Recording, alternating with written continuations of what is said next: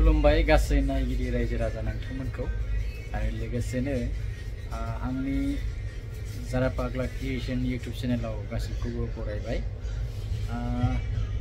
दिनैनि भिडिअआ गेलेनायनि भिडिअ नङा।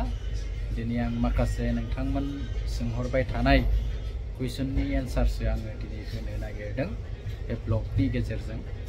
दा नोंथांमोना सिगांनिफ्रायनो सोंहरबाय थादों बा सन्तोष ट्रफिनि फाइनाल राउन्डआ माब्ला आरो आसाम स्टेट प्रिमियर लीगनि फाइनाला माब्ला आरो बबाव जागोन बेबायदि कुइसनफोरा फैबाय थादों। ओंखायनो दिनै आं बे ब्लगनि गेजेरजों नोंथांमोननो बेनि एन्सारफोरखौ आं होनो नाजादों। आसा खालामो नोंथांमोना भिडिअखौ नायलांगोन। सन्तोष ट्रफिनि फाइनाल राउन्डआ दाखालिनि नटिफिकेशन बादियै बा साननैसो सिगां नटिफिकेशन ओंखारदोंमोन। बे नटिफिकेशनाव माने सन्तोष ट्रफिनि फाइनाल राउन्डखौ 21 फेब्रुवारियाव जागोन होननानै बुंनाय दङ आरो बेयो अरुणाचलाव जागोन होननानै लिरनाय दङ। दा उनहालागै मा जागोन मिथिला, बायचान्स चेन्ज जाहैबायनोबो हागौ। जेखियानो जाया मानो बिदि ओंखारदोंमोन आरो नटिफिकेशनाव। दा हमनानै लाथ'बाय 21 तारिखआवनो जागोन आरो बियो अरुणाचलावनो जागोन, बेखौनो हमना लाथ'बाय नङा होमबा। बेनिफ्राय जेखियानो जाया मानो उनाव चेन्ज जायोब्ला आरो नोंथांमोना खबर मोनफिनगोन बिदिनो। आरो मा टिम दङ बेखौ नोंथांमोना नायनानै लानो हागोन। आं बे टिमनि फारिलाइफोरखौ आङो स्क्रिनाव देखायनानै होगोन, नोंथांमोना नायबानो जाबाय। आरो बेजों लोगोसेनो जोंनि आसाम स्टेट प्रिमियर लीग, बे आसाम स्टेट प्रिमियर लीगनि फाइनाला दाबो जायाखै। अलरेडि जोंहा मोननै टिमा फाइनालाव मोनहैखाबाय। बे टिमफोरानो जाहैबाय इउनाइटेड चिरां दुवार FC आरो मोनसेया जाहैबाय कार्बि आंलं मर्निं स्टार। दा बे मोननै टिमनि गेजेराव बे आसाम स्टेट प्रिमियर लीग बेनि फाइनाला जागोन। ओरैनो दायो एक्जाक्टलि माने एसेबां पारफेक्टलि आं बुंनो थाङा, किन्तु आङो खोनानाय मथे बा मिथिनाय मथे बेयो 7 तारिखआव जागोन बायदि आरो।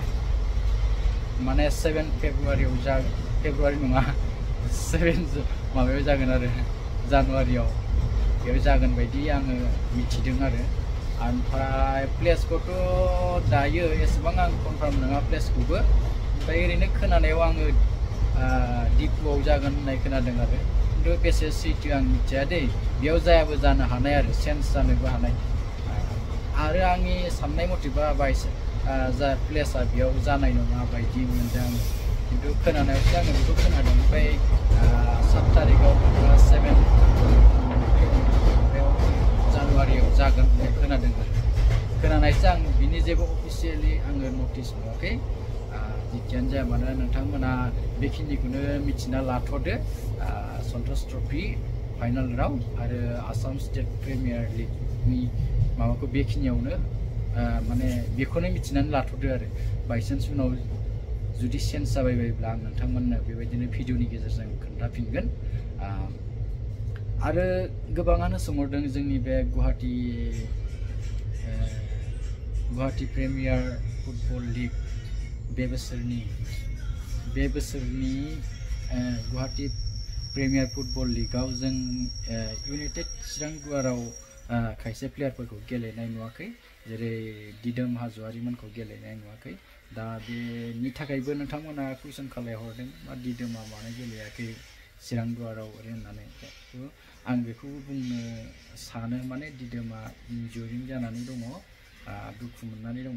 दा बियो माने एसे रेस्ट लादों आरो, जानो हागौ बेखौ डाक्टारा गेलेनो होथ'वाखै।